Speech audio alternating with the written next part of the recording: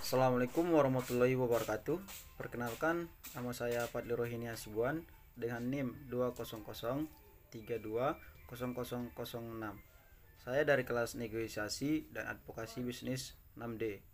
Nah, pada video kali ini saya akan menjelaskan salah satu materi di mata kuliah negosiasi dan advokasi bisnis yang tentang negosiasi bisnis. Negosiasi adalah upaya untuk mengatasi perbedaan pendapat antara dua belah pihak. Negosiasi yang baik dan efektif harus berdasarkan data real, akurat, dan faktual.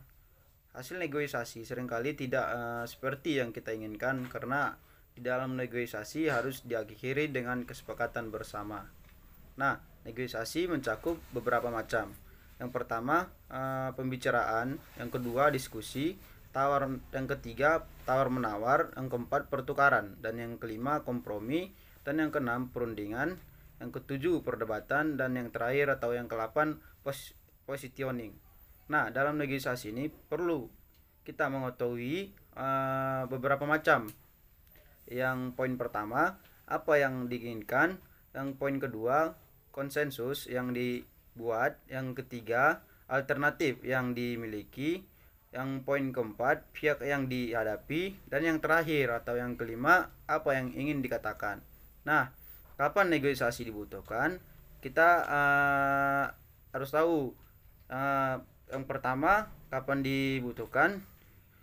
Pertentangan kepentingan, itu yang pertama. Dan yang kedua, perbedaan solusi. Dan yang terakhir, ketiga, peluang berkompromi.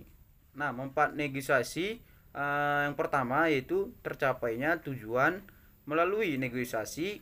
Apa yang Anda inginkan dan bagaimana mencapainya menjadi lebih jelas. Nah, yang kedua, memiliki otoritas lebih besar melalui negosiasi.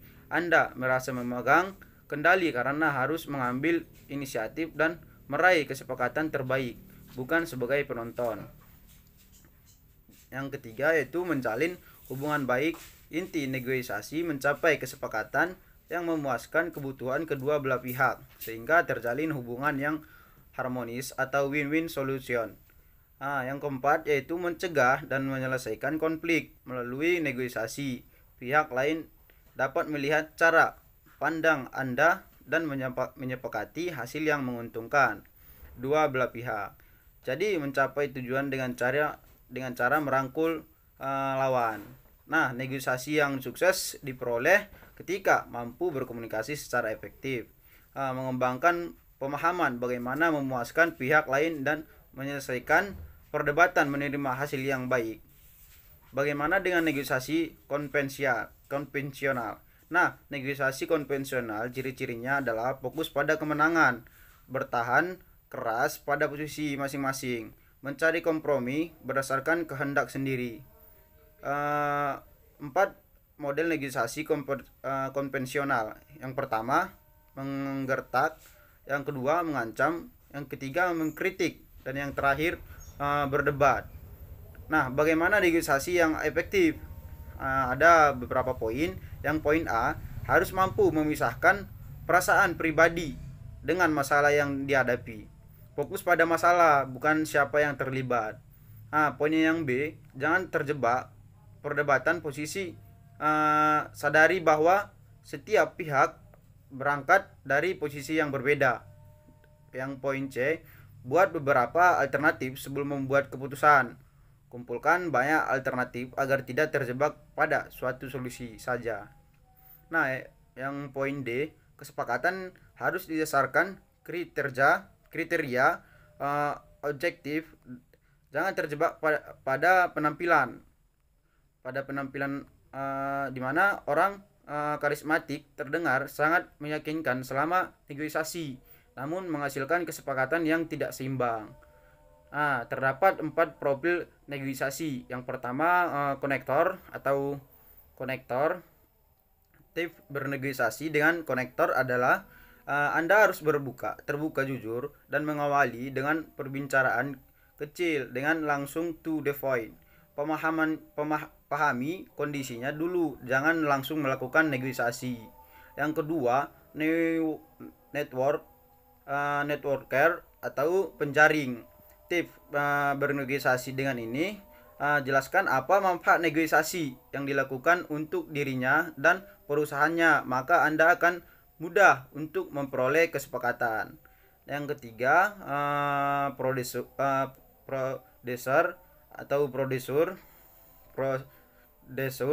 Tips bernegosiasi dengan prosedur adalah jelaskan lebih dahulu apa yang Anda tawarkan dengan cara yang menarik, kemudian tanyakan apa dia tertarik atau tidak. Jika ya, baru Anda dapat melanjutkannya. Nah, yang keempat, analyzer atau analyzer. Tips bernegosiasi dengan analyzer ini, siapkan dukungan data secara lengkap. Terdapat beberapa elemen sukses bernegosiasi. Yang diantaranya, yang poin pertama, waktu persiapan yang memadai. Yang kedua, sasaran yang jelas. Dan yang ketiga, memahami pokok permasalahan. Yang keempat, strategi atau rencana negosiasi yang jelas.